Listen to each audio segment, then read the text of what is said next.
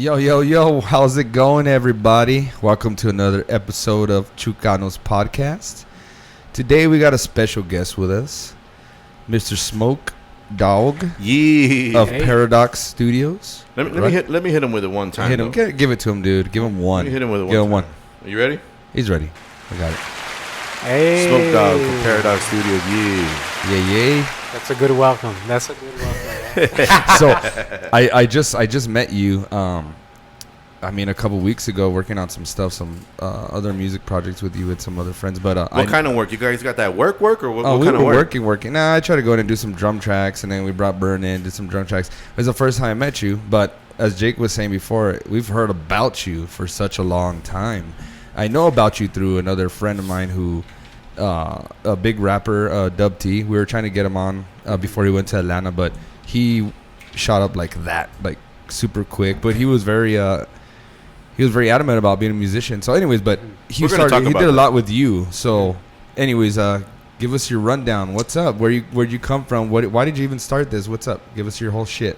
So, that's kind of a loaded question. Here, I got you. Watch this. Loke Dog, Paradox Studios. When did you guys start, man? There you go. We started in 06. Pick Up Sticks. Okay. And that was actually here in Horizon, down by Horizon Boulevard in North Loop, correct? Or was that not the first location? The actual first location was at my mom's house.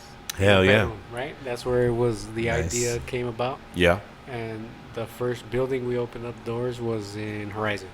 And what got you into to engineering, bro?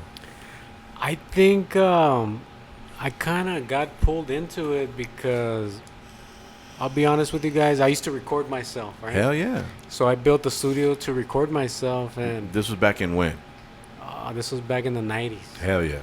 Hold on really quick. Just to record yourself musically, what were you doing? Were you making beats or what were you doing? I would make beats and I would rap. Hell yeah. What? Rap, dog. Make him drop something right now. Okay, anyways, go ahead. We're fucking rap. I brought a guitar. Hell yeah.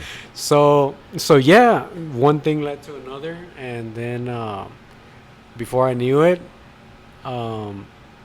stopped recording myself, and started helping out some friends.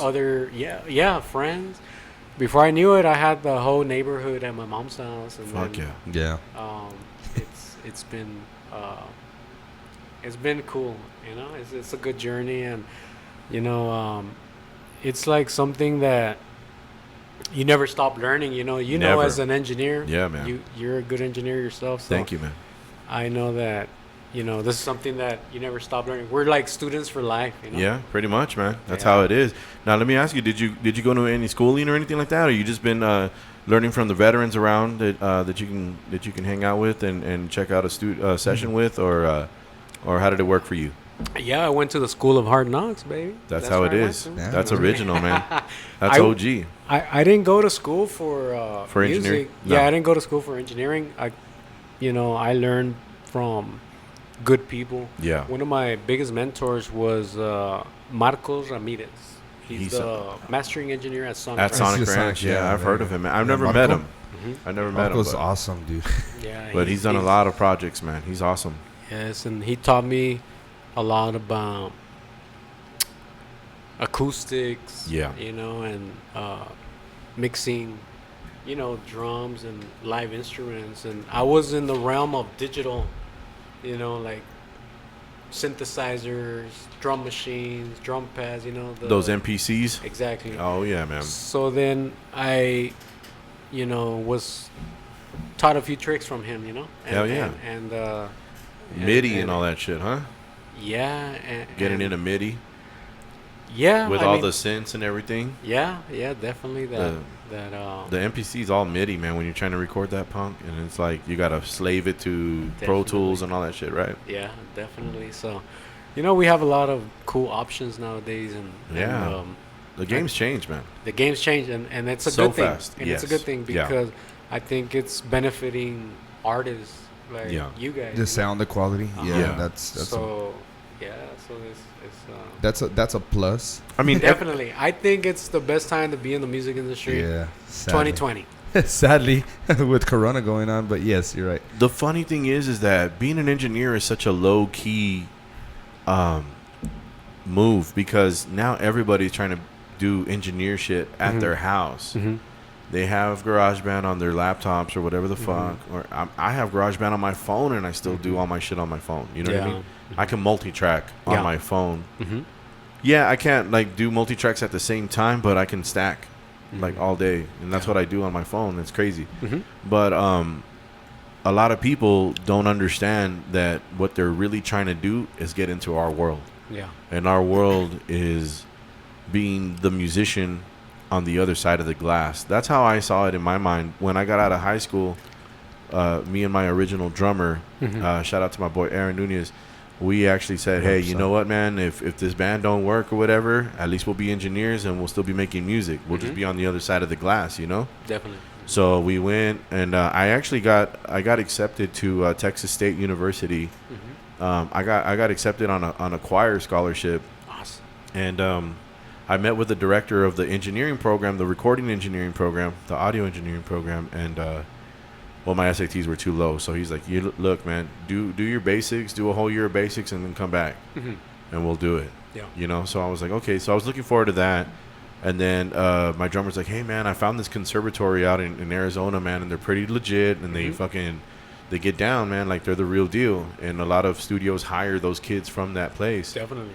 So we're like, wow, you think we can get in? We're like, wow, well, let's try. So, yeah, we called up some of the counselors, and long story short, we made it in. And we finished up in we finished that school there, and we became audio engineers in Houston at a studio called Studio 7303. And it was right in the boom of where everybody was listening to hip hop from Houston.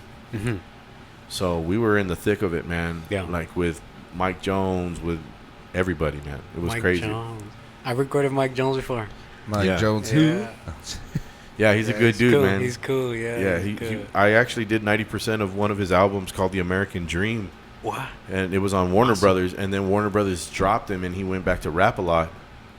And so that album never came out, but a few songs from that album did show up, like Mr. Jones, you can ride all day long, Okay. but you'll never catch Mr. Jones. I was there when he got that beat.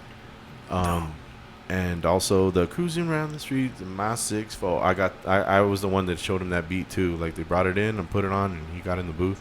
Dumb. So, but those two songs made it off of that album. But he had some really fucking good music on that one, dude. He had the song called "If This World Was Mine," and damn, dude, that shit went fucking hard. I was very impressed, and I was very happy for him. Yeah. Was it like the Luther Vandross? Yes, Kinda, but it was it was a he sample. sampled. If This World Was Mine. When you recorded him, did he have his songs written? Not all the time. Not all the time, man. He would write sometimes in the studio while we were there, and he would jump in the booth. And you know, a lot of people are like, man, you know, fucking Mike Jones. I don't like. He's not a rapper, blah blah. But you know what, man?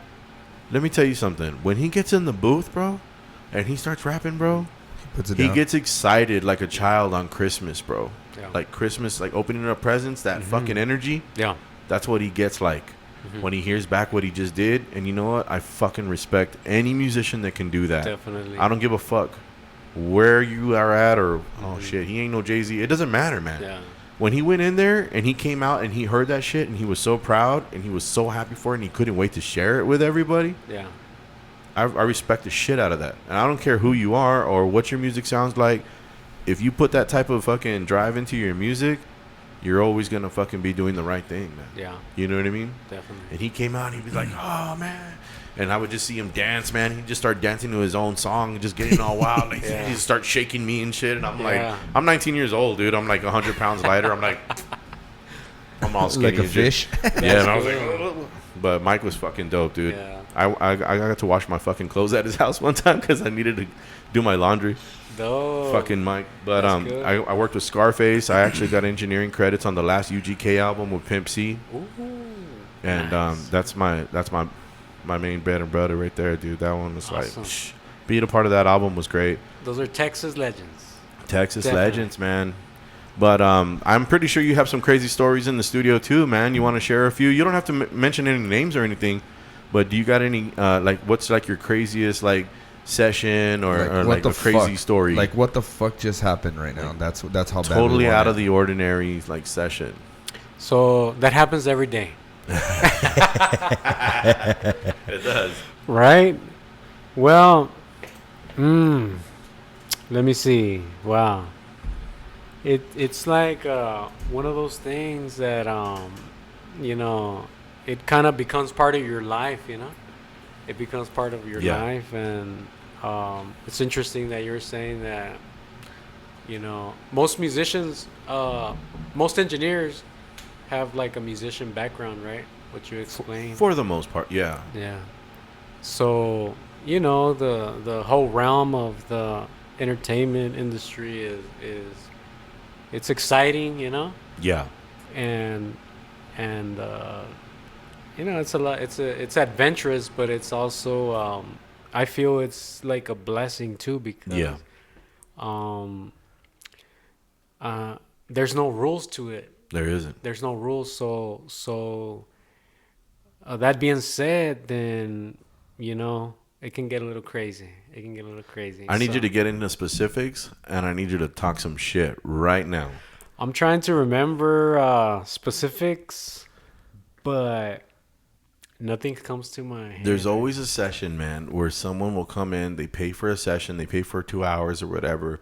They're ready to go. They give you their little beat. You load it up. You're sitting there. You're waiting. They get on the mic and they start rapping, and they're off, and they don't know what the fuck they're doing, and they don't understand why is it off. They're like, yeah, I'm so hot, and even give you message, like, and you're like, no, and you stop it, and you're like, bro, you got to stay on time. You got to count your bars. What is that? You never had that session? I've never had anybody like that. I record a few new people, but to be honest with you, I've never had. You never had that? I've never had that. I've had that. I had this. I don't know if you guys know that. I had my own little studio at home too, but yep. I used to work with a lot of musicians in El Paso too. They would always call me up and ask me. Some of the more successful ones right now. It's funny. If I could go back and I wouldn't do it because I wouldn't sabotage anybody, but I just remember things like. Like I said, I won't say names, but there was this one guy. He had a pretty famous band back in the day when my band was doing good, Elotix. And then, so he hit me up and he's like, "Hey, come do some stuff with me in the studio." We actually went to Valor. We were at Valor Studios. Hell yeah! And shout out to my boy Alex Diaz, what's man. Up? What's up, fucking Dirty Yance? What's up, Yance? He gave me that name, and we'll explain that to you right now. But fuck yeah, that's my boy. So we went in, and I really went because one of my homies. I knew him. I knew that guy. One of my homies was a drummer, and he's like, "Hey, come help us out. Come play bass. Cool, whatever." So we sat there. We did all this stuff, and we went through the sessions a couple days for a couple weeks. And there was this one time where I looked up pretty well to this guy because they had some pretty good music coming out. So he's playing this song, and he's playing it, and the metronome's going off, and he's like, right? And he looks at me. He's like, "Does that sound right?" And I just thought in my head, like, you fucking moron. Like, you had this band that was pretty famous. You're a pretty good musician from what I can tell. But then we get in the studio and they throw you on a click and you turn around and ask me if you're on time. Like, you fucking wrote the song. You should have been writing that song with that in your head about metronomes. The other day when I went to your studio, what did I tell you? If you don't fucking start with a metronome, like, don't talk to me. Because metronome is the most important thing in the whole wide world. Like, you have to know where you're at. You have to. And I felt so bad for that guy that day. He's like, "Does that sound right?" And I was like, "I don't fucking care, dude."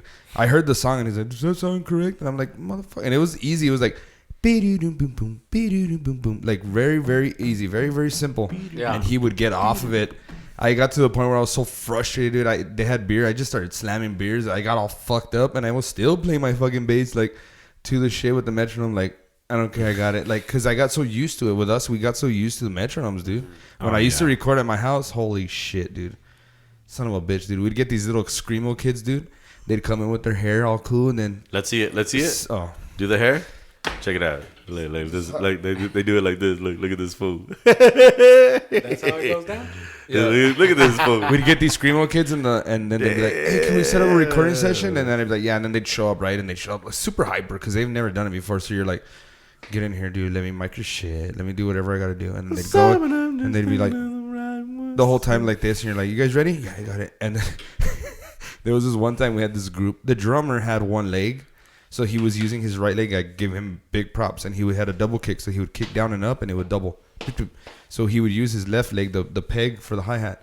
So it's cool. He was really good, but the rest of them, like, you guys are fucking kidding me, dude. So they weren't Def Leppard, they were like Def Leggard? Def Leggard. I don't know. And he did good, but the rest of them, like, they just, stupid. they could not get it, dude. And one of the guys, the biggest emo guy with the biggest hair and the biggest little fucking whip you could ever have was just like playing one note on the keyboard. On the keyboard, it was like, but they were recording, and he's like, just doing his thing. And fuck yeah! I actually just found that song on my computer the other day. Knock it off. And I was like, knock it off. And the little kids screaming. I'm like, dude. But you had fun. I had fun because I learned a lot from it. But I learned a lot from it because I was like, this whole group, they come in and you expect this, and you're so used to it. Us, like, we've done it. We're like, just get in here and do it. Like, come on, let's be professional and get it.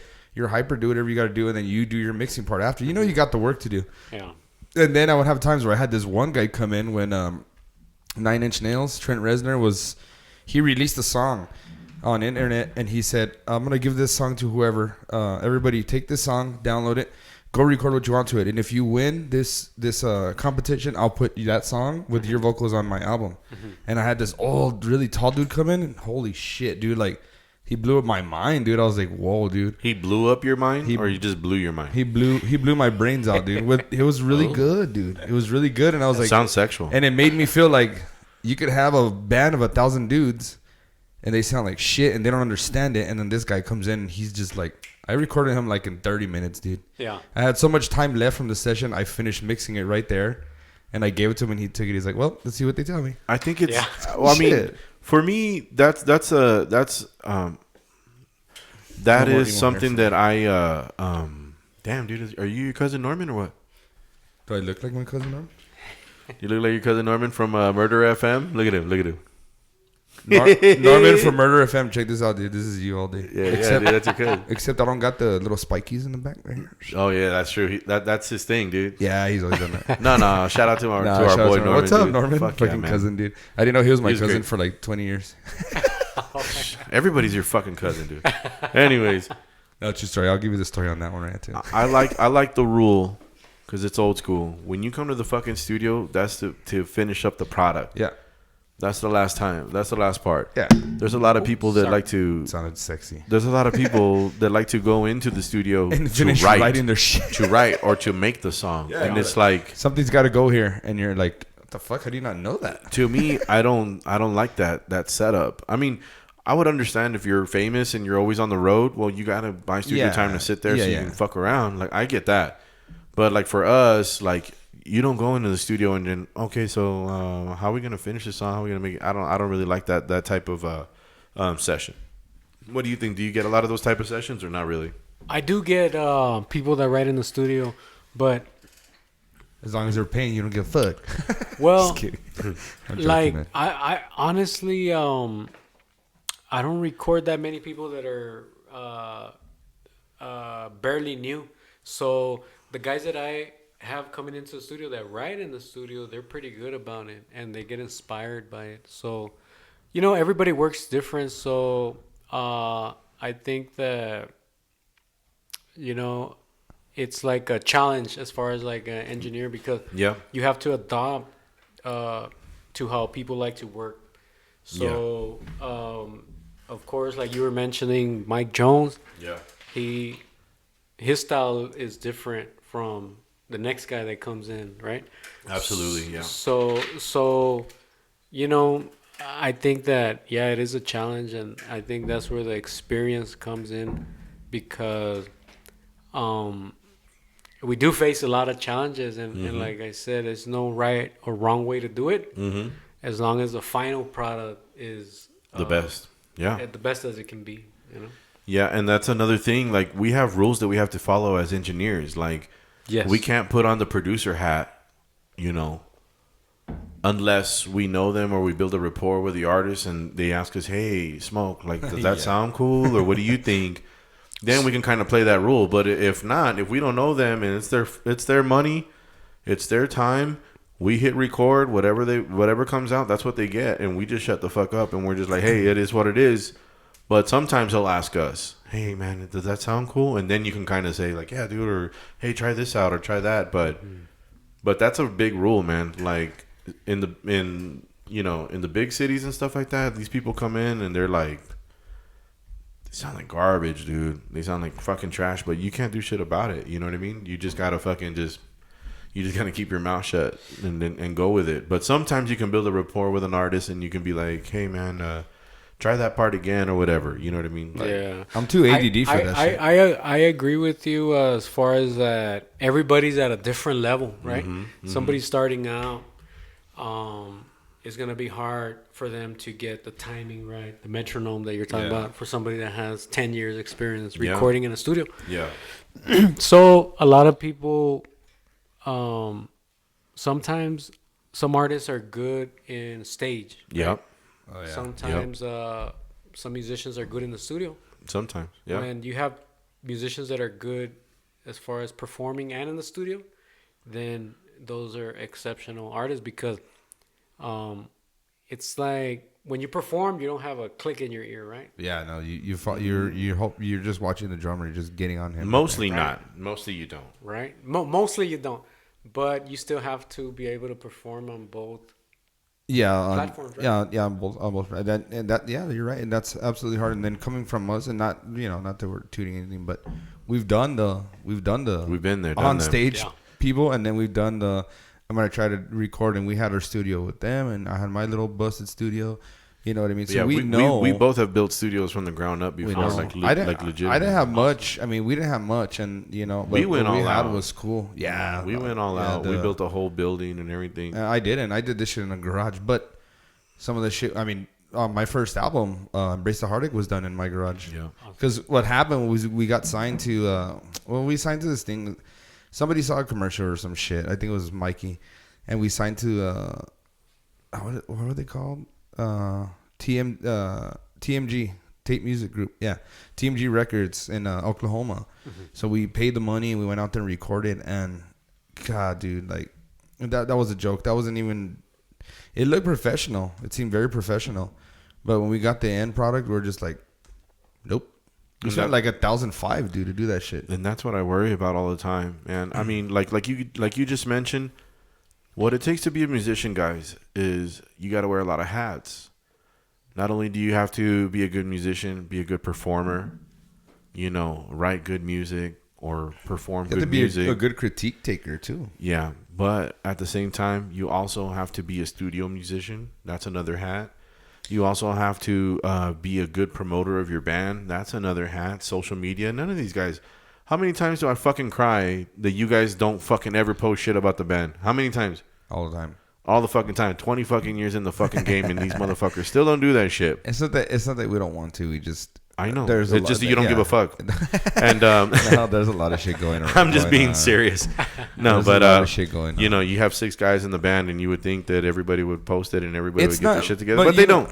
So that's another hat that they don't use. And then another hat that you have to fucking be able to do is. You got to know how to book your shows. You got to know how to manage your money. You got to know how to get your tour shit ready and do all that. Being a tour musician is another fucking hat, man. That's another level. Ugh. People just want to fucking plug in and look cool in front of the girls and just try to jam. They just want to get vagina. Is basically what it is. Some of the people that we know, we have very few good musician friends. Like we can really, really say holy shit. Like I was just talking. Yeah, they're lifers, man. They're in it for life. Manny Martinez, bro. In it for life, boy, dude. Manny Martinez. God dang, dude. That little kid was drumming since I remember when I met him. He was drumming since young, and he's still drumming now, and he's just amazing. Josh Acosta, dude. Oh my god. Both those dudes were fucking natural, amazing fucking drummers, artists, dude. Nice. It takes a lot of fucking practice, and you're not gonna get paid for practice. You're not gonna get paid to get in the studio. You have to pay, man, and. All that shit, but it matters. It matters going to a good studio and trusting who you're working with to come out with the best product possible. Because you're going to hear those fucking songs later down the road and it's going to fucking kill you that you didn't put a little bit more quality into it. Oh, yeah. I have so many songs of ours that I can't even hear. I'm like, oh, fuck, man, my guitar sounds like shit. I'm out of tune. And to me, I'm like, it's not even the main cut. And by the time we get to the main cut, I'll fix all that shit. And guess what? That's the only fucking version of that song that I have, and it's the fucking shittiest version. I'm like, fuck. And then you have well, we're talking about, and then you have people like Salsa Limon.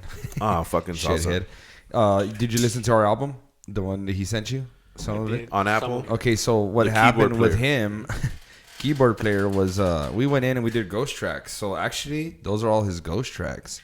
He was supposed to get back to the studio to finish all his shit. He never did. He was just like, I don't care, just use them if they sound good. You would never know. No, we did go back into the studio, but we had a CPU issue where we were kind of full and we couldn't figure it out. And we literally spent about 6 hours trying to fix that computer issue to record him, and then after that, it was just we never got in there again. But either way, what we're trying to say is, or what I'm trying to say is that he still went in, and even his fucking ghost tracks were that good. That's his ghost tracks, and some of those songs he was barely learning them for the first time. He would just tell us what key, and then okay, what does it go to? Okay, and then he would just do it really quick on the fly. So shout out to our boy, man, Ozva. Cool. He's one of the right-hand men out there in Frontera Boogaloo. Mm-hmm. We'll catch you guys pretty soon on the podcast too, man. We'd love to have you guys. But Smoke, man, you've been doing a lot of hip hop for a good while, man. Mm-hmm. Now, what's changed in the studio when it comes to the hip hop, man? Because it seems like there's a lot of new toys, yeah. But as far as like techniques and stuff, man, I think that, the sound. Everybody's always looking for that new sound, right? Exactly. So in hip hop, in hip hop, the evolution is quick because honestly, once you put a song out, the next month it's already old because there's a new song out. Even better. so because there's so many good songs out there, you know. Yeah. So there's a lot of people doing it because it's, popular, and like you said, there's a lot of technology and, with the plugins like Auto-Tune. There you go. And, we use them kind of like to the limits, Yeah. And the cool part about it is that it's a matter of preference because you were talking about finding the right person. Yeah. Finding the right engineer. Yeah. All engineers, they mix different. Oh, yeah. Everybody has a different ear. Everybody has a different preference. So I think one of the jobs is for artists or musicians to find the right person to work with their music because everybody does it different, Yeah. So a lot of it has to do with preference, Mm-hmm. You still have industry standard quality, but a lot of it is preference, Yeah, so personal preference, right? Yeah, like exactly. So say maybe you go to a studio in another city and you don't like the quality. Yeah. Like you said before. But, a lot of times it's, that's the challenge is finding the right person because this is what I tell people. A lot of people focus on the equipment and they ask me, about equipment and this and that. But when you know what you're doing, it doesn't matter what you're working with. It doesn't matter. Yep. We can do a nice mix in a laptop in a hotel. Exactly. Yep. And the same way you would do it in a multi-million-dollar studio because you know how to do it. You know what you're trying to, know what you're trying to get to, and you find it, and you pull that in and you make it work. Exactly, and you use what you have too. You use what you have, and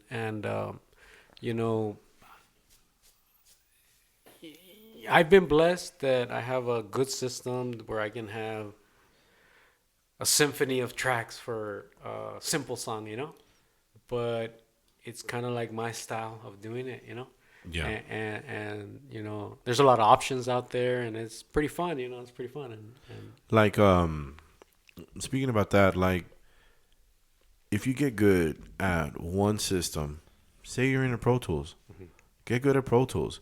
Now, even Pro Tools changes like a million times, like in 3 years.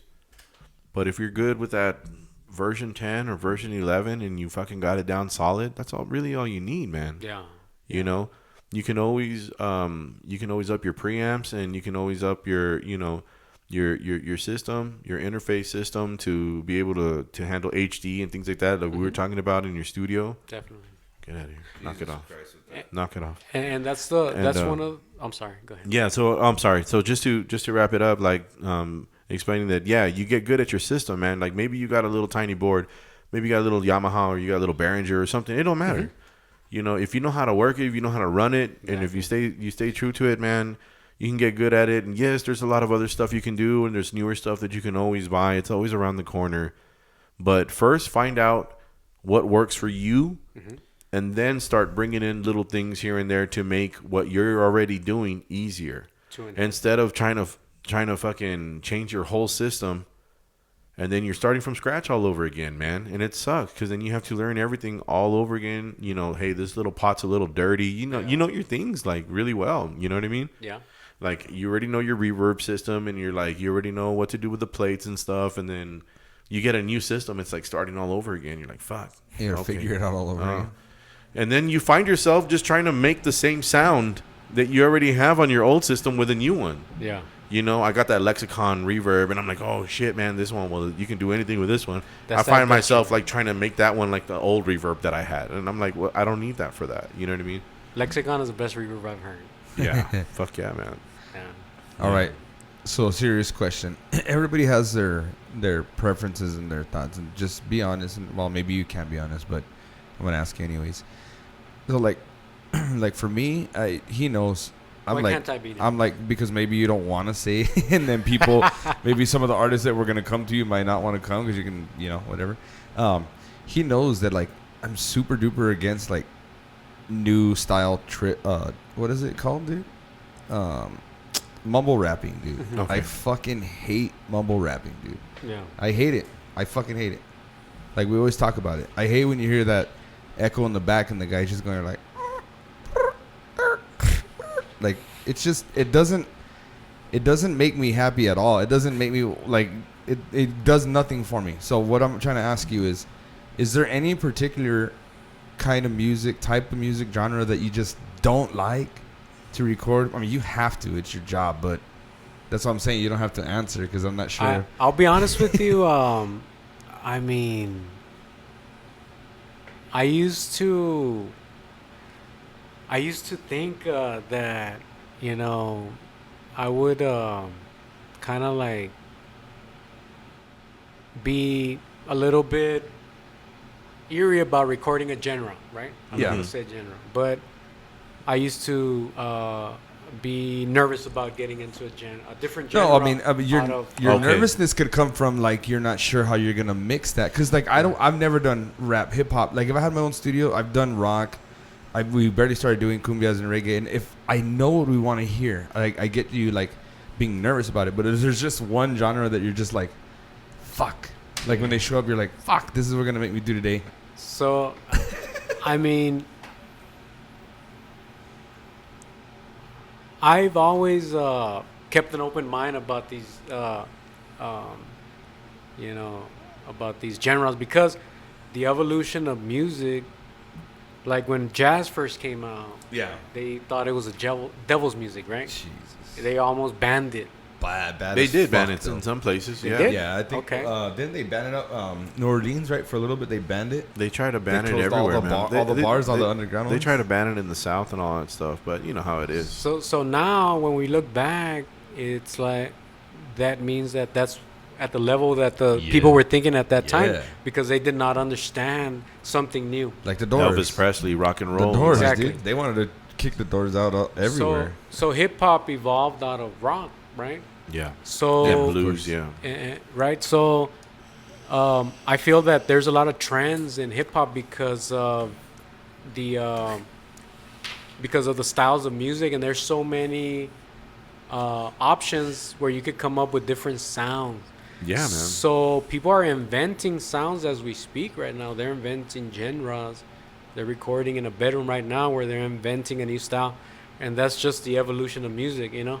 And I feel that it's gonna be ever changing forever. If you think about that, that's why you don't like mumble rap.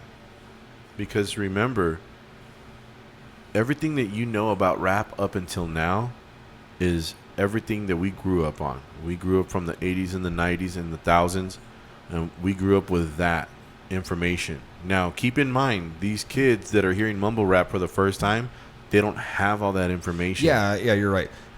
So it's the rap for their time. But the reason why I really don't like mumble rap, and this is in my head, this is how I think, and everybody has their own personalities. But the reason why I don't like mumble rap is because I feel like there's no integrity in what they're doing. They're literally getting a beat, just like real big, like real big, real nice and fat, and someone out there allowed them to think. Like I guess it goes back to this. I think about all these engineers, all these producers that you didn't tell them, like, no, fucker, like, this is not gonna be good enough. Go home and listen to fucking NWA. Go home and listen. They're not into it. Yeah, you know what I mean. That. Yeah, but this is all my own personal thought. To them, that's like oldies. Yeah, you know what I mean. Like they never got exactly. They were never educated the right way. To them. Okay, that's true. They were never educated the right way. But I also feel like it upsets me because I feel like engineers, producers, managers tell them that that's not cool. No, if we knew, if we knew, that's now, a rule one. We can't tell them that. I'm talking about people that, like, let's say Jacob, you're a mumble rapper. I would hope when I heard you, I would hope your manager would be like, "Can you try to rap a little bit?" Woo, woo, yeah, woo, I don't want you to just go like, drop, like drop, top. Bop, bop. See? You see what I mean? Like that shit is just so like, woo. It's so like easy. I guess I'm upset about it because I feel like if I had known what this would have done then, I would have been fucking writing mumble rap in the 2000s, and I would be fucking rich and famous right now. Right. Like, all they're talking, everybody says the same fucking thing. I heard it the other day, and I just laughed my ass off about it. Some guy said like, it's because I'm married to the money. Every rapper right now says married to the money, and every fucking track, at some point, he says married to the money, bitches, hoes.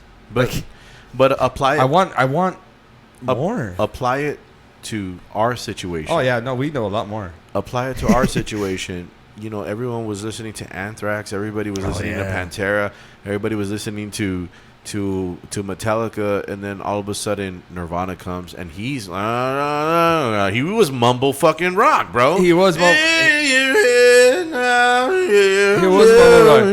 And so I like. Okay, and then those motherfuckers got mad at us, and they're like, "What the fuck? You guys call that rock? That's fucking garbage." And look, I love the band Garbage. Shout out to Garbage. We're talking about all this shit, and don't get me wrong, I don't. It happened to us too. Yeah, that's exactly what I was gonna say. I don't dislike Nirvana, but they're not my favorite. I'm not gonna go buy the album. The other day, I really tried to indulge into Slayer and Megadeth. Okay, because if you listen to all like the 90s, 2000s rockers, whatever, like I'm a little bit after. He's a big Rat fan. I'm not a big Rat fan. They're always like, fucking Slayer. Like, have you ever seen a Slayer fan? Mm-hmm. You ever seen this fucking Slayer? And you're like, okay, cool. So the other day I was listening to some Slayer, and it's like, like punky type shit, and I'm like, yep. Okay, like, I guess I don't think it was the music that drove them. I think it was that time. Like, they were like, remember when that song came out? And we were like in the back beating each other up. I think it was more of like a contemporary. How do you say it? Contemporary? No, but it made it like that moment. Like, they remember the moment. Like, have you ever heard something or like heard something and you were somewhere else when like it your happened, favorite song, you remember where you were and at. then you go like, God, that takes me back. Like, today I was going through my phone and I was trying to change my ringtone, and I found a ringtone. I used to have that ringtone when I was in Brownfield because I worked out of town for about a year. And when I played the ringtone, I like closed my eyes and I fucking felt like I was there. So I think it's like that. Like, they do it because they follow each other, and it's just like at that moment. But are they really that good? You're like, well, let him answer the question then. You know what I mean? Well, I'm just saying, Have you ever had that experience where you hear a song and you remember where you were at? Yeah. What song was it? Definitely November Rain. Fuck yeah. Where were you? Where were you at? I was going to a game to play Midland Lee. Oh shit! In high school. What sport? Football. Fuck yeah! So what high school were you at? The best one, sir. Oh shit! Knock it off. Give it.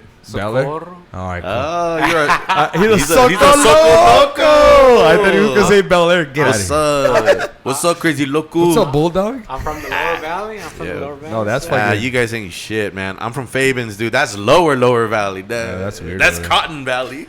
Cotton Valley, right? Hey, and we're Mission Valley. They only got one churches over there, dude. Yeah, dude, Soco Loco, man. So you guys were on your way to Midland. Mm-hmm. You guys were. So how did this happen? How'd you get a hold of November Rain, bro? You guys didn't have no fucking internet. It was I think it was a Walkman, a CD Walkman, a CD. Walkman, Yeah. Shit. So I had that song, and I remember when I was we're listening to music, and I had for some reason I had that November Rain. I was, Did that getting come out? into it, Did that come out on Use Your Illusion 1 or 2? November Rain? I think it was 1, right? It's 1. Use Your Illusion 1. Yeah. It had Don't Cry. That's my fucking other favorite fucking song. Don't Estranged is my favorite fucking Guns N' Roses song. Jesus. They still rock. So I went to see them when they came to UTEP a few years ago. I don't know, dude. I don't know. They still Fuck yeah. rock. Fuck They still yeah. rock. They still rock. let me ask you, Smoke Dog. Let Yes, me ask sir. you. That fucking video was huge on MTV at the time, bro. Yeah. But you didn't even fucking see it yet. You heard it on a fucking tape that you had of Use Your Illusion, huh? I don't remember Was it what I had. Was but it a mixtape or was it the actual the CD pure, or It tape? was a CD, I believe. Mixed yeah. with all this shit. Remember when you get on LimeWire and download your shit for But like he's talking way 3 before hours? that, dog. Oh, He's no, talking- I no, never know, did but- that. I never did the LimeWire because of the viruses, right? Yeah. Fuck. So when I got a computer and I needed it for my Pro Tool, I would never hook it up to the internet. Really quick, And do I still you guys remember when you would go to Walmart when you were little and they had the big basket of all these AOL online CDs and you could take one and it was like a Right. sample? Oh yeah. Yeah. I would grab like 10, 20 of them. And they would give you like a month free, right? Yeah, Yeah. with a code. That yeah. These fucking kids don't know. You sit there for like an hour. Hey, I would go have Send Away. I would plug it in, I would turn it on. I'd go have my Send Away and let it run. And by the time I got back, what's up, El Paso chat? And you would post on MySpace. Welcome. No, fuck no. You got mail. All you had was El Paso chat, way. Right. It was fucking trippy, dude. You ask a kid like, "Hey, you remember AOL?" They're like, Yeah. "What's that? Is that a band?" Yeah.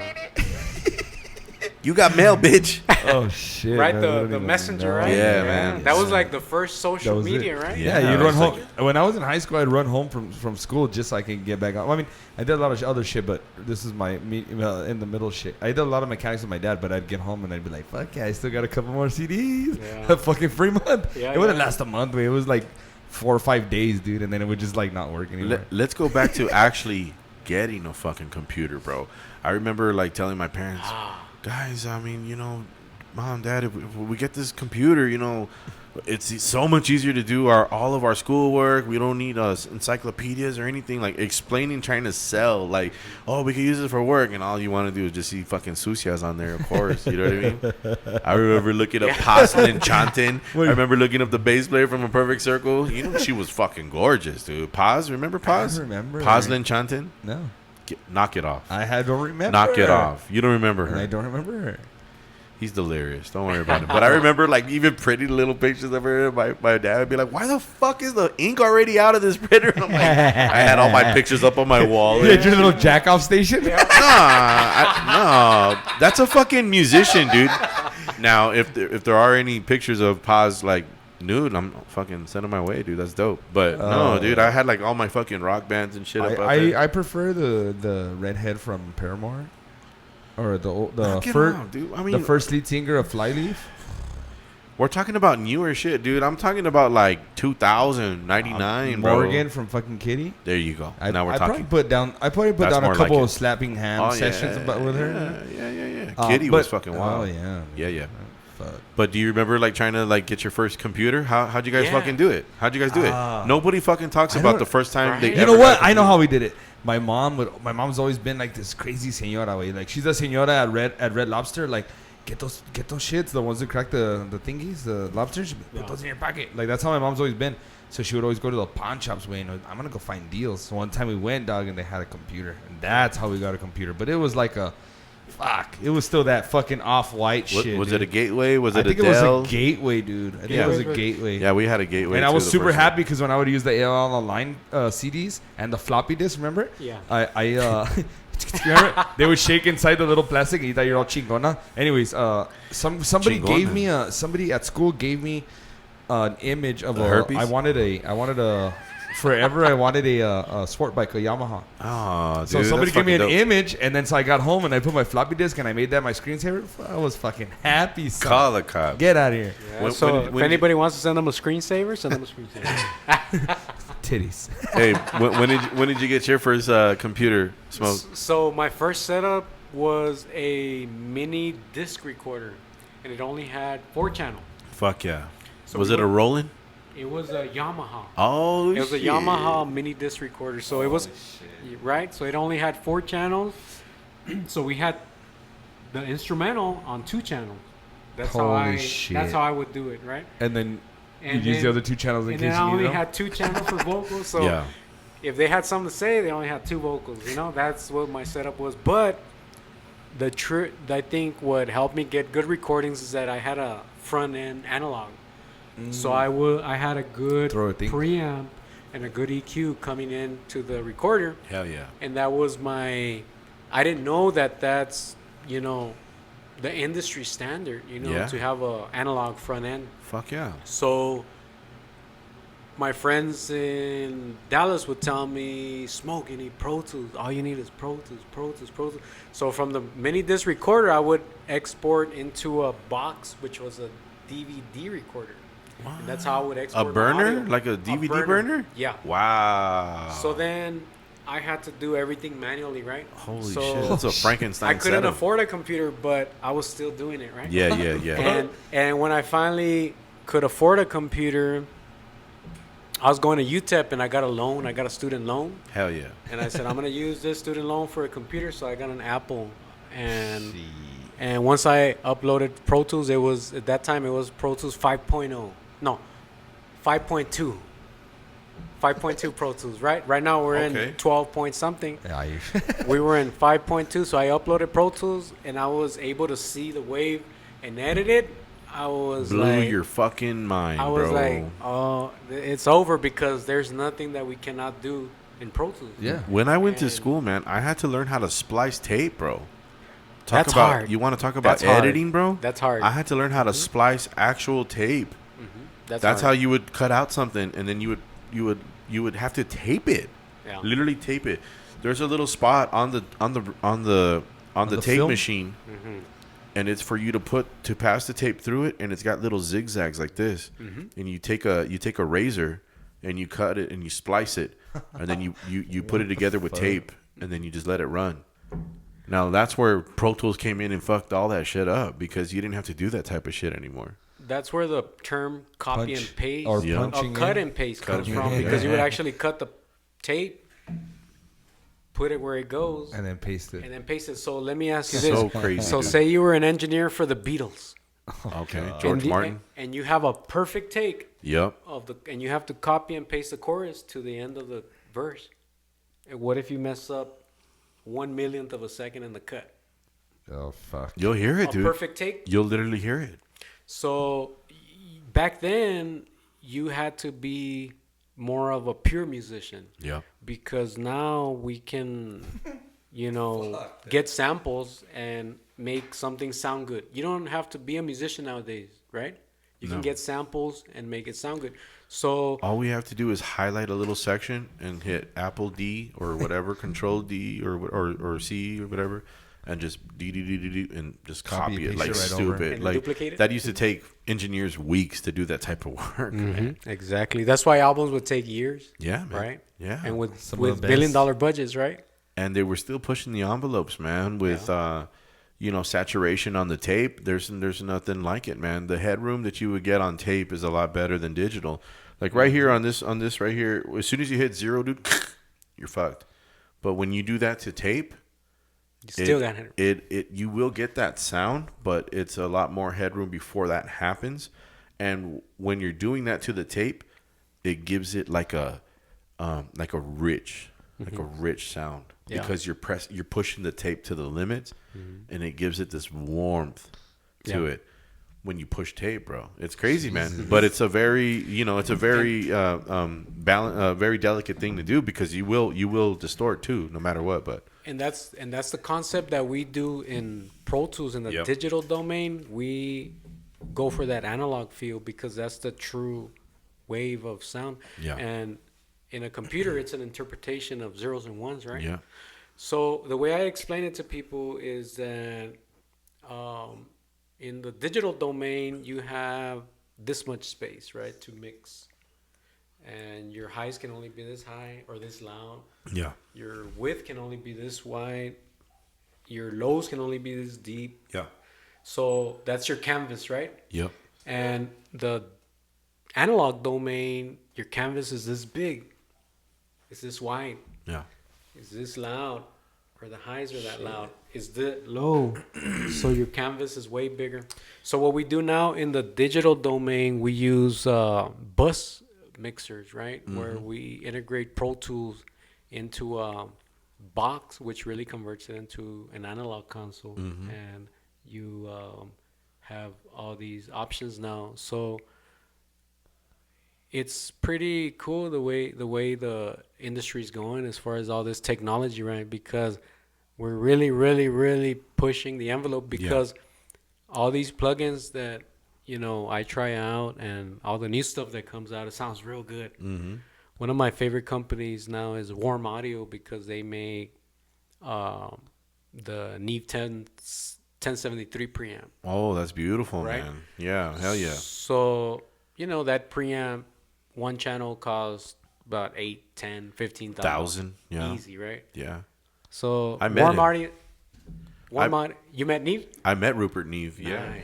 Awesome. He's he was very old in 05, but he came to a seminar, man, and I got his autograph, man. Oh shit. Rupert Neve, bro. I'm sorry. Continue. Yeah, he's one of the biggest contributors to. He's the Godfather. One of the Godfathers. Yeah, definitely. That's why we have little mixers like this because of that dude. Definitely. He was competing against SSL, and they changed the game, man. Definitely. So he made these Neve consoles that had a specific characteristic sound to the transistors and everything. I know we're talking a lot of shop guys, but this is specifically for like people who are interested in engineers and stuff and engineering and what goes behind it. That's why we're talking a lot of shop when it comes to engineering.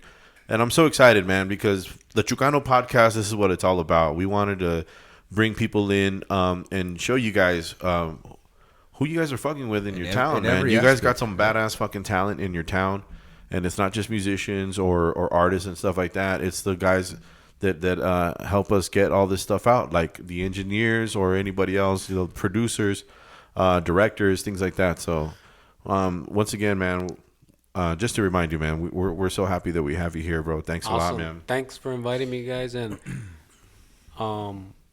I really like what you guys are doing. I really like you guys' sound, and I feel that you guys have a homegrown style, Thanks, man. And that's important, And that's how we came up with the name, man. Los Chucanos. I came up with it because I had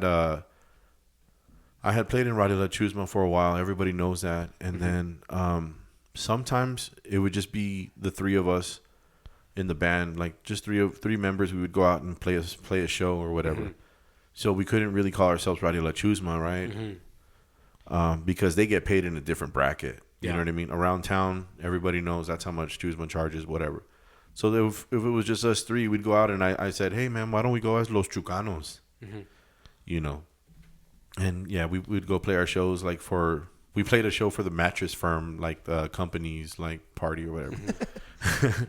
So we went out there and did that. And I had that name, Los Chucanos. So then when I left Chucanos, I didn't play music for 9 months. I was already done with it, man. I was just really disenfranchised with music. And these guys, everybody knows the story. These guys came up to me like, dude, let's play reggae. Let's play cumbia. Let's do this. Awesome. Well, what are we going to be called? And I was like, Los Chucanos. They're like, that's not a reggae name, though. I'm like, but the brand is our town. Yeah. Everybody here is a Chucano. Whether you're white, black, Mexican, whatever, we're all Chucanos here. You know, anybody can be a Chicano, but only us from El Paso can be Chucanos. We're from Chuco. Yep. You know what I mean? So the brand is, what do? Okay, well, you know what? We throw a lot of oldies into our music. We throw a lot of harmonies. We throw a lot of Spanish. We throw cumbias. We throw the reggae also in there. You know, because it's positive. It's music for the people. And that's how we've always felt. We've always felt like we're just one of the people. Yeah. You know, we've always felt like I'm nothing special, man. I'm just an El Paso kid. I'm just a Chucano, you know. Mm-hmm. And that's what we try to do with our music. And I'm sorry I got off on this tangent, man, but I know that you had asked me earlier, like, hey, man, like, how did you guys even come up with that name? But that's the thought behind it. I love it. I love the name. I love Thanks, the name. Man. Yeah. And I would buy the album just on the name. Thanks, man. I would buy the album. So, well, pay up. I'm just no, and it's funny, man, because I've heard a lot of bands that, like, our name does sound like a Spanish name, and it is a Spanish name, and we do majority English music, and it kind of throws people off. But like Los Fabulosos Cadillacs, the majority of their music is Spanish, but they do a lot of English too. And that to me, I kind of felt like we could do whatever the fuck we want. Exactly. You know, I sing English on a cumbia. Mm-hmm. Who the fuck does that? Well, I can because I'm from fucking El Paso. I can do that type of shit. And if you got a problem with it, like, too bad. You know what I mean? Call the fucking cops. But that's something I've never heard nobody do no English on a fucking cumbia before, you know? And that's one of the things that I was like, well, we can get away with that shit because of where we're from. And this is who we are. We're not trying to be rock. We're not trying to be this. We're not trying to copy Jamaica all the way or whatever. We're just trying to do our own thing. Like, this is what we sound like. Mm-hmm. We don't sound exactly like the East Coast or the West Coast. We're trying to figure it out on our own. Mm-hmm. You know, we love South American reggae. Nice. And they're doing real Spanish reggae, not reggaeton. You know what I mean? Not that there's anything wrong with it, but we're just trying to figure it out on our own, man. And it's we put our own feel to it. It's we take a lot of El Paso influence, and then we do what we want to do with that. Mm-hmm. The funny part about it is that we do have a lot of stuff that a lot of resources where we get our ideas from, but we just play together and it always comes out great. And we've gone through a couple of different lineups in the group and a couple of different changes, and as it goes on, it gets different. It gets better. The Bueno sisters brought a lot of their horn section was amazing. They taught us a lot. But then we brought in Jordan, and Jordan by himself, he's a tuba. He's he's a trombone. Jesus Christ. I was thinking about my nephew. You can get hurt like that. He's a tromboner. Sorry, I was thinking about my nephew. He's a tromboner. I was going to ask you for the tuba's number if it was. No, he's a tromboner, and he alone. That's why you have to see it. He alone, he provides that. Oh my God, you're like, what the hell? Like, you've never seen a tromboner do what he does. You've never seen it, and he'll do it, and he still harmonizes, and he still gets on the shit. Poor guy, he's always like, my lips are hurting today. Yeah. But he does so much for the group. Like, the only original three is me, Jacob, and Chris. We're the only original three. And since then, it's changed, but everybody brings their own style. JJ is very soft, but his rhythms are ridiculous. I could never do that. I was drumming before, so when JJ came along, I'm like, JJ needs to kick harder, but it's because I was a rock drummer, so I wanted to be. I think JJ's very precise. I think he's always he has the drive that I've always wanted. I've always wanted that type of drive in the music, and sometimes it gets a little too fast, but that's gonna come with learning how to jam with each other. That's just gonna come with experience. But he drives the song, and I've always wanted that. You know, you used to drive the song too, but in a forceful, in a physical, in a physical way. I would drive the song because I would like, fuck, get that shit. But you would find it hard in a one drop, and to try to. But JJ, try to drive, he's not hard, but JJ has that rhythm. And you're just like, damn, dude, like what the fuck, like, you know what I mean? It's really impressive. It's different. It's different musicians, different ideas, different heads. And like I said, we've never gone out like, oh, let's go watch all these bands so we can make music according to what El Paso's supposed to sound like. We do it, and it's natural. Jake will play, like, for instance, we're going to play you guys a song right now. But this song he made up, we haven't done shit to it. We haven't touched it at all. Except for me and him, we've kind of learned a little bit of harmonies and stuff like that. But you hear it now, and it'll be recorded on this podcast, and then we'll see how it sounds. Once we record it in the studio, and then you're going to see the difference. So everybody puts their piece. We're gonna drop it down right here. Hopefully you guys dig it. You're gonna make Smoke listen to us for a little bit? Yeah. I love it. Oh, he's next. He's gonna play a song next for us. I don't know how to play the guitar yet. We're gonna teach him a jam, and then he's gonna But- play it. He brought it for us to jam on it and try it out. So I mean, I'll play the same riff that I do with my dad at the I nursing kind of home. want to hear it. I'll just play like one riff for the whole hour. I kind of want to hear it. where am I at, though? Where are you at? 6. There we go. Hello, phone. Somebody's phone. No, it's your. Yeah, I know. Knock it off. It's your, Knock it's it your off. diabetes machine. Ch. Yeah. Ah. Did you guys see him throw the cords away? Let's do this. And yell at me. That's the shit. Let's do this.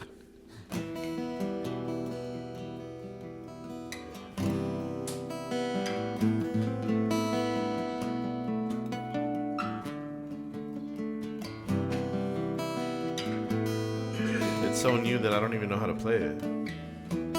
Forgot it. I already forgot it.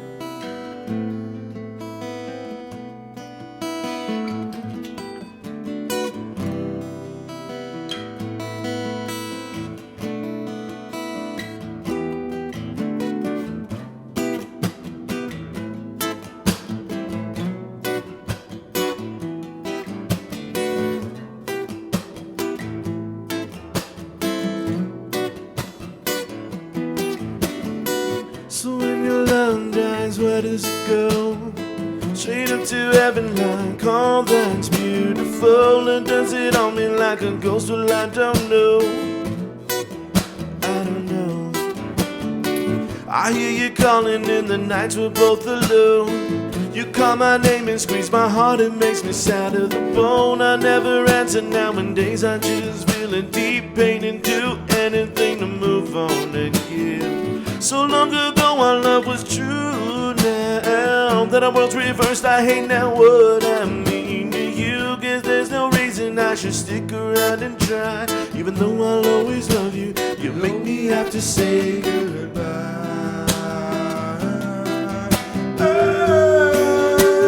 Make me have to say goodbye. Get your shit together.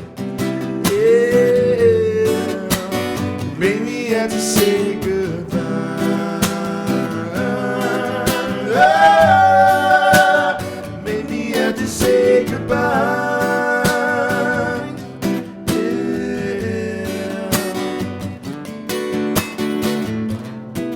Yeah. Like we said, guys, this song is fucking brand new.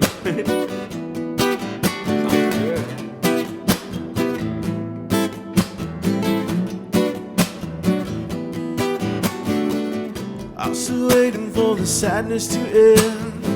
Hurting in your absence, now we're strangers once again. I've gotten tough from saying goodbye to those I love. Really love.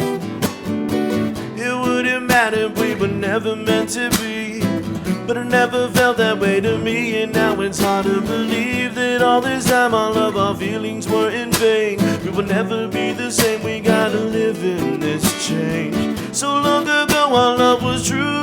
Now that our world's reversed, I hate now what I mean to you. Cause there's no reason I should stick around and try. Even though I'll always love you, you make me have to say goodbye.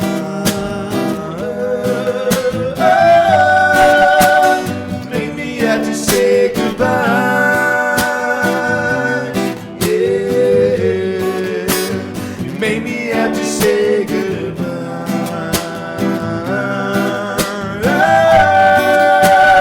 Make me have to say goodbye. Yeah.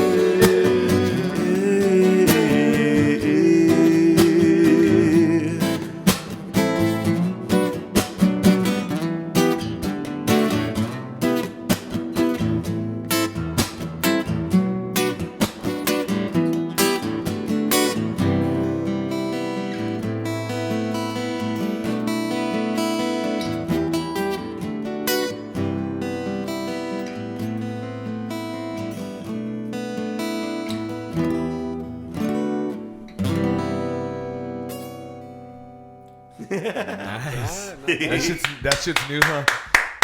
It was brand new. That's Dude. brand spanking new, man. Oh, you want to play your jam? There it is, man. You want to hit that riff? I don't know any riffs, to be honest with you. Come on, Smokey. You're gonna have to give us something, dude. So You Yeah. said you go. Yeah, go ahead and say why you do this and what the little riff you're gonna show us. What is it about? So I just go and play at my dad's nursing home, you know. See, even Yeah. Smoke. You gotta indulge in music too. Obviously, playing music because you record music. Okay, so Hell yeah.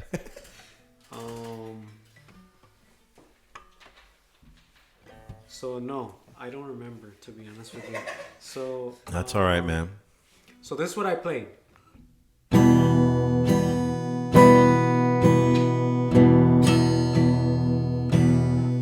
That's all I know. E minor. E minor, yeah. Shit. So, It's what it is. so that's all I know. Jesus Christ. Not bad, dude. Dude, So you were showing me earlier? Yeah, you were showing me that earlier? You can learn this, dude. Takes a long time, man.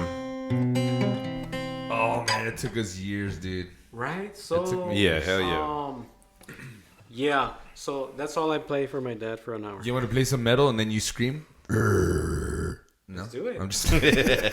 So I know this other little riff.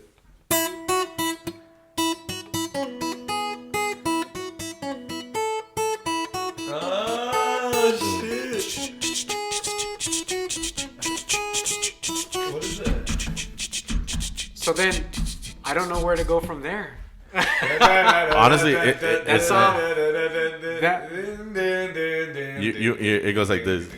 Jake knows that one. He actually knows it. He plays this all the time. All the time, dude. Jesus. It goes like this. Hey, don't steal his thunder, dude.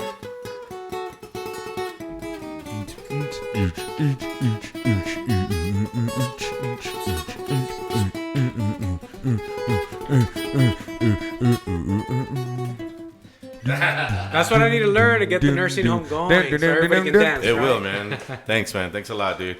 Now let's get back to it, man, because we're about to wrap it up, man. Dang, dude, can you believe this podcast went pretty quick, man? Well, you want to jam something? When I was younger, my uncles would do their reunions and shit, and my uncle showed me this. I think the tuner's up. There you go. Is it on? My uncle showed me this. I'd play this like all day. Listen, remember it. Like for like hours, dude. I would play this shit for hours. That's what I need to learn. I would play that shit for hours. Oh, you do? And my uncles would fucking sing like 1,000 songs. Yeah. Hey, ¿te acuerdas de esto? And they would sing them, and I would just sit there like, don't stop playing that, mijo. Don't stop playing that. That's what I need to learn, sir. That's what I need to learn. I'll show you. I'll show you right now when it's over. All right. Awesome. So yeah, so that's the thing. Like what you were saying earlier about the differences between digital and analog, and how digital you can only do this much with your lows and your highs and everything, and analog you can do this much. Because the thing is that digital already knows, like, yo, humans can't hear anything under 20 hertz. Mm-hmm. They can't hear anything over 20,000 hertz. So, in order to save storage space, digital music does not compute any of those frequencies. Yeah, it doesn't even include it Any at all. frequencies above 20K And below? or below 20 hertz, It won't even use it. I can't hear you, dude. I can't hear you. I'm sorry, it won't even use it. It won't Yeah. even, it doesn't even bring it in. No. Yeah. So, but guess what? Analog does. Tape will record all those frequencies that we can't hear. When you hit a cymbal, bro, there's so many frequencies that go into just that crass. Yeah, because There's so many high sub frequencies on top of that that we can't perceive. Like, we can't physically hear that high of a note. but we can still feel it. So let me ask you this: we can still feel it subconsciously. Yeah, like a subwoofer at a show. You feel it, you don't hear it. Those sub frequencies that they go below that is still captured on tape. Wow. Okay, so let me ask you this question. I understand. And even though you can't hear it, you really can feel it. I mean, they've done studies on it, man. Is this where people do EVPs, like paranormal shit? Because like going in, like let's just say, you're saying that through tape, doing analog, it will let you capture that stuff, right? We're not gonna hear it, obviously, but do you think that that's where people have learned to use that stuff to kind of make it? Like they found a way to convert something that's over 20K, and they go like, I know you can't hear it, but eventually, if we work it with a computer, we do this, maybe you can capture. And that's where people are getting like EVPs from. No, because people talk in the same range. So EVPs are something totally different. Like EVPs are because the human ear can't hear it, the digital just picks up everything. Because it doesn't discriminate whatever sound is. Okay. So you'll hear someone talk in my voice, but it's a ghost. Yeah. You know what I mean? But if you're standing right there, you won't hear it. What? I've done studio cleaning up of EVPs and stuff, man. Yeah, he was talking about that. So what do you? Okay, if you had to give me like 5 basic items that can create over 20K or below 20, what would they be? Like what could capture that, or what could present that? Though. We don't need it. We won't even know, right? Yeah, because most people can, like you said, humans can only hear. Most people can only hear up to 18,000 hertz, right? Yeah. So everything above that, we can't even hear. It's not even. So we roll that off. We cut that off because we can't even hear it. We cut off the lows at the end, and we cut off the highs. And then we just focus on the frequencies that we can hear. So then maybe us three, between us three, we should invent like an ear aid that would let us hear that. We can. Could you imagine? This would take music to a different level, like tattooing. When they tattoo you with invisible ink, but under a black light, it shows. Right? That's a good idea. No, but that's a good idea, right? Like if we could actually hear it. Like, hey, I'm gonna give you this album, and everybody plays it, and they don't hear shit. But you're like, okay, now let me give you these hearing aids, and then you put it in, and it's like, oh my god, like it literally doesn't work that way. Yeah, it's not, I know, it literally doesn't. But I'm thinking in fantasy world. In theory, that would be awesome. Like if we could actually translate that to. Do you guys remember when Metallica went out and they did a show like somewhere in Antarctica or something like that, where the what do you call them when the avalanches were humongous over there, but they did a show. And they couldn't play live because playing live would cause too much vibration, probably cause a lot of snow to come down, avalanche, probably whatever. So what did they do? They set everything up, and everything went into a system, and everybody that went to that concert had to wear headphones. So they played, literally, it was like a live show, and people in the audience were wearing headphones. They were playing. Nothing on stage was live. It was live. I mean, they were playing live, but no sound was transmitting anywhere except for the headphones. Oh, I see that. They do that at the festivals, the music festivals. But those are like, but this is like a special show in Antarctica. There's nobody in Antarctica. Who's gonna show up? No. Researchers? No, this happened. No, they really did this. Metallica did. Antarctica is inhabitable. So who's gonna go to that concert? I know, but they did it. Scientists? No, I'm telling you, they did it. Eskimos? They did it. They're north. That's I'm not south. sure. Antarctica's south. Maybe Eskimos are north. Maybe don't quote me on the Antarctica thing, but it was a place. Are you sure it wasn't Alaska? Maybe it was Alaska, like a place in Alaska. There's people in Alaska. It was a concert that really happened, and I remember when I saw it on the internet, I was like, damn, that'd be fucking dope, dude. Like, you have your headphones on, and it was kind of classy. It wasn't that many people, but they played, and they were like full blown on stage doing their thing, and they were hearing them. But if you were to take your headphones off, like, nada, you would hear the drummer hitting those fucking pads off. You'd hear. You know what I mean? That's fucking. What I'm trying to say is, imagine with everything that's going on and the progress in human beings. What we were just talking about. What we were saying, the headphone. Imagine those hearing aids, so that someone can create an album that was invisible, but you put those headphones on or those hearing aids, and you're like, oh my god, like a Pink Floyd type shit. Your brain can't process it. Yeah? Just like those frequencies exist. They exist. They're everywhere. Remember a dog whistle? We can't hear it. Yeah, we can't hear it. We can blow the shit out of it all day. And dogs can hear it because they can perceive it. We can't. It's just like we can only see like certain colors. That's it. Yeah. We can only see certain primary colors, and everything else is just a version of it. Well, But there are other colors that exist. We just can't see them. Like infrared is real. We were never able to see that before. I've read that we Yeah. could only see 1% of the light spectrum. holy shit! Can you imagine? So So that's why when you do acid, everything comes out. But right.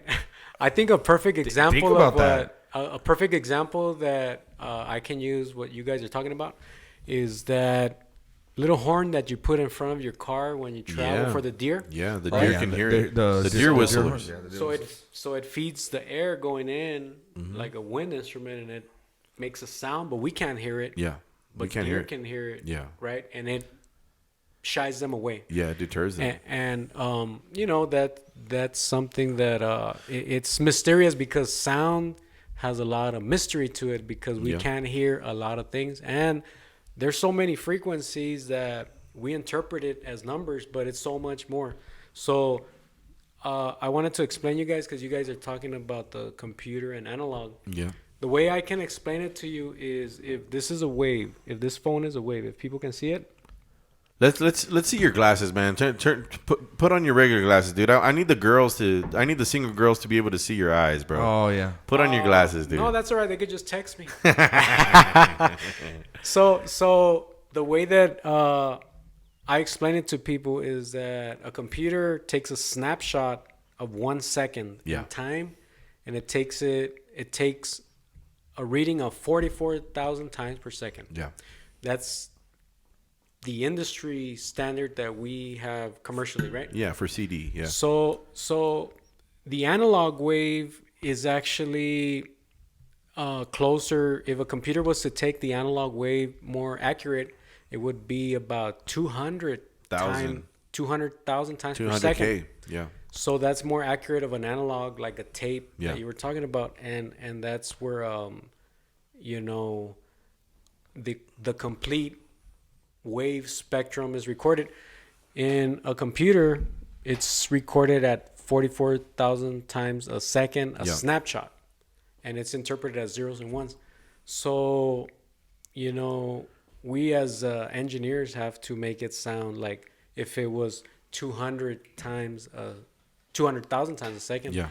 And we can nowadays. We've achieved that. We can get the analog feel. Yeah. We've reached a technology where, you know, all these algorithms and it could be done. So we mix in the digital domain because that's, you know, the time that we're living, but we make it sound analog, you know? Yeah, and it's easier to edit in the digital domain. What happens is, what HD does is, yes, it goes up to like 197K and things like that. Mm-hmm. And what happens is it puts the ones and zeros closer together. Mm-hmm. The closer the ones and the zeros are together, and no space in between, the more natural and analog it sounds.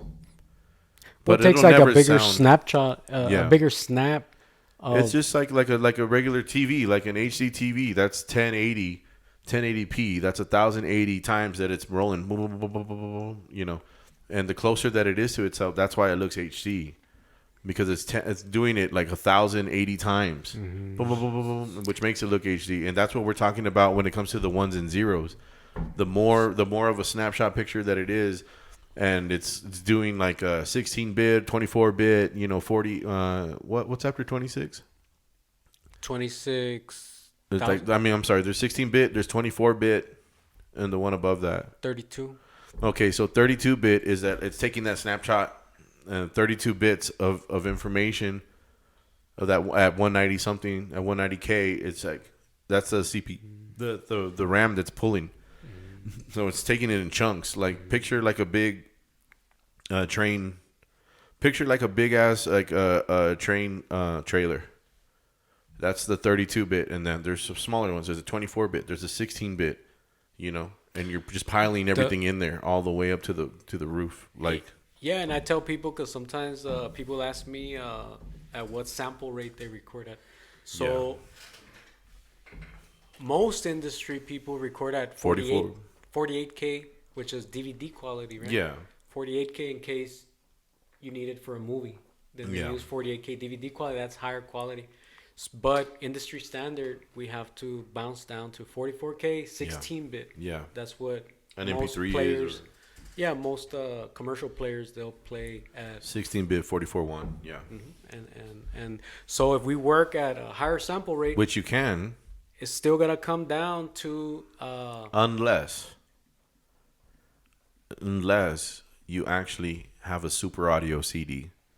Now, there's such thing as super Yes. audio, and it will let you have a 197K at 32-bit or whatever on there. But super audio CDs never really caught on in the industry.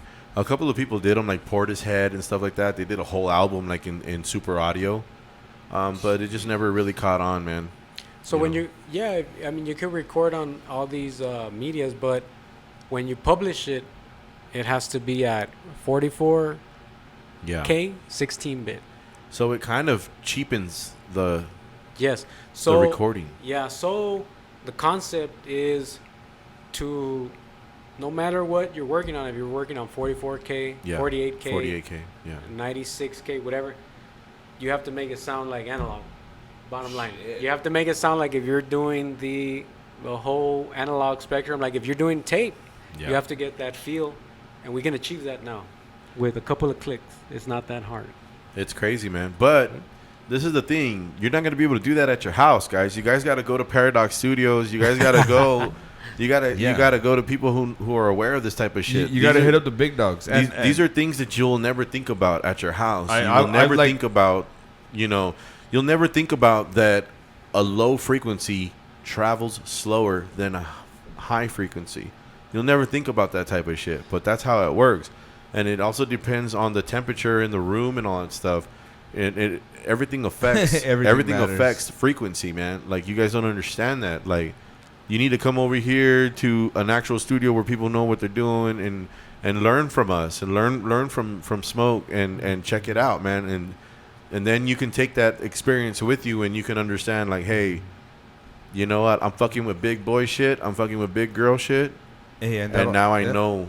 Now I know that there's a lot more to this hat that I need to wear as a musician, because everybody needs to know what they're doing in a studio, or else you're never going to come out. And that may build integrity in your music writing. Yeah. It might, because you might go like, fuck that. I'm going to go in here and do all this work and have to worry, not have to worry about it, but have to think about all these things that are going to make it better.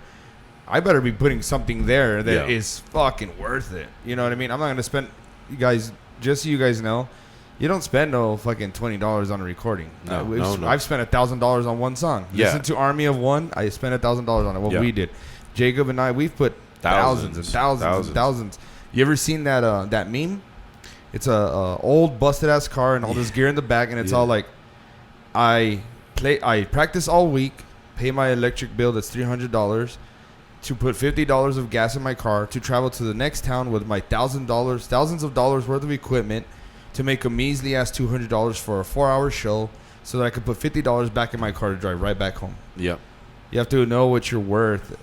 Think about that when you write stuff. What you got to do, go where it's worth it. You know what I mean? It's quality over quantity, guys. Yep. You wonder why it costs $100 for a session or whatever, or it costs this much plus the engineer's fee, because they're thinking about all this type of shit, man. And we want you guys to get good at it, and we want you guys to be able to throw your shit out all over the place and stuff like that, because right now in the pandemic, who knows when we're going to be able to perform again. Right now is the best time to get This is the best time to get into the studios, to get creative, to try to throw your music out, to try to throw your product out, your videos out, or whatever, man. Like, get in it. Like, get in there, man.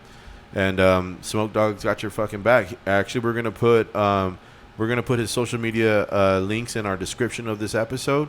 Mm-hmm. So, you know what? Go hit up Smoke, man, and tell him that the Chucano sent you guys.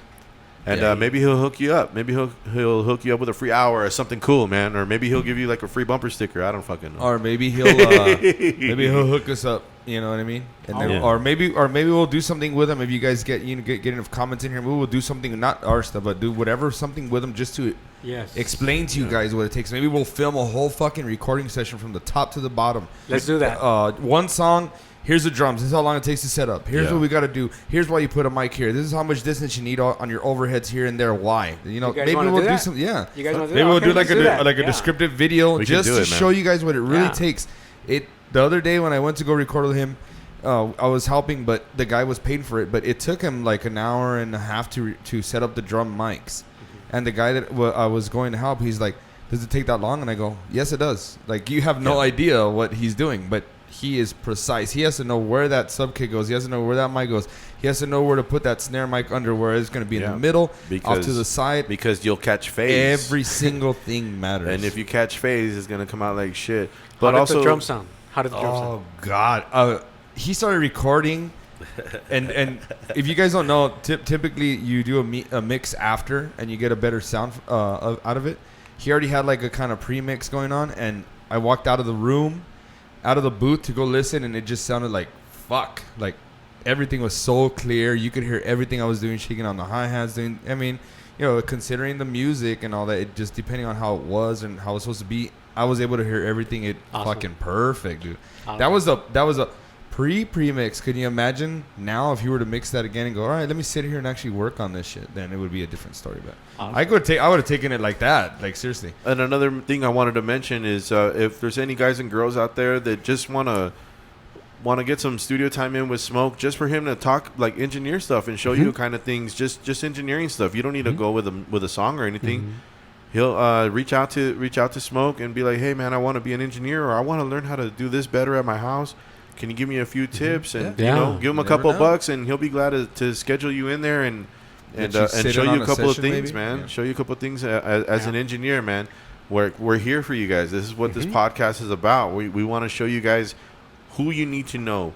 It's so funny, man. For years, I had heard about Smokey. I had heard about him. Smoke. Yeah. People even told me, like, hey, man, why don't you go ask Smoke for a job, as an engineer, because I couldn't find any work here in El Paso. They're like, hey, man, why don't you go hit him up? And, well, the way studios work is that if you go and hit them up, if they don't have a session, then they're closed, because they're not going to be wasting no money, wasting no lights or electricity. So, I would go on the times and Smoke wouldn't be there. But everybody would tell me, dude, go hit him up. And it's so crazy. Like, I just ended up at your studio with this guy picking up some drums, and I'm like, hey man, Paradox Studio, do you know Smokey? And you're like, dude, I'm Smoke, dude. Right. It was so cool. So it was meant to be, man. Yeah, and I think that the best advice I can give people at home is that basics, because I think the most important thing in a home studio is your acoustics. Yeah. And a lot of people focus on the equipment, but the acoustics are actually more important than the equipment, because once you have the acoustics right in the room, then your mixes or your recordings will be accurate when you play them in the car, when you play them in the headphones.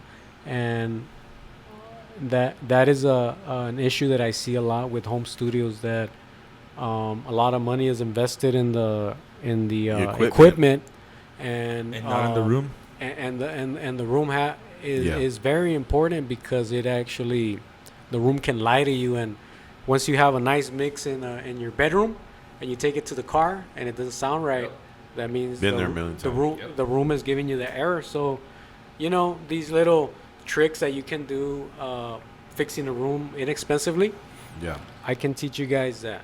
And that's just common sense, guys. Think about it like this. If the instrument or the sound that you are recording comes in as clean, comes in as clear as possible on its own, then when you have to mix it and when you have to work on it, it makes your life that much easier, 10 times easier. Everybody thinks, oh, well, they'll fix it in the studio. They'll fix it in the recording. No. You can't polish a turd. That's a big saying that we have in the engineers. Like, you can't polish a turd. You can put sprinkles and glitter all over it, and it's still fucking shit. Yeah. Like, if it comes in from this mic as clear as possible, as clean as possible, the best you can make that instrument sound, or the best that you can produce that sound in where you're at, it's going to be that much easier for you in the mix. So hit up Smoke on that shit, guys. Anything else, man? You guys want to mention anything else before we go? I do. Single ladies, hit up Smoke. He's looking for a date. We're gonna go on a double date when we have a couple weeks. So you guys, single ladies, get in the comments, get some shit, get his information. We'll double date in a couple weeks. We'll go on a date. We'll have some fun. He's just looking to, have some fun, It's what I'm it just is. kidding. But I'm just fucking around. thanks Nah, a I'm lot, just kidding. man. Yeah, it was so sure fun, dude. appreciate It was you so having fun. you It here, was really man. good. Hopefully you guys enjoy this. Take some advice. Do what you got to do. Leave some comments. Do what you got to do. Awesome. Get it? Awesome. Thanks for having me, guys. Thanks Ladies for and having gentlemen, Smoke from Paradox Smoke Studios. Dizzle. Shout out to your partner, man. What's your partner's name, bro? I can't wait to meet him. me. My partner is a silent partner. Oh, Hell yeah. but, okay, cool, man. Shout out to your boy then. But you guys will meet him soon. All right. Hell yeah, man. All right, man. Let's fucking party now. All right, Peace. guys.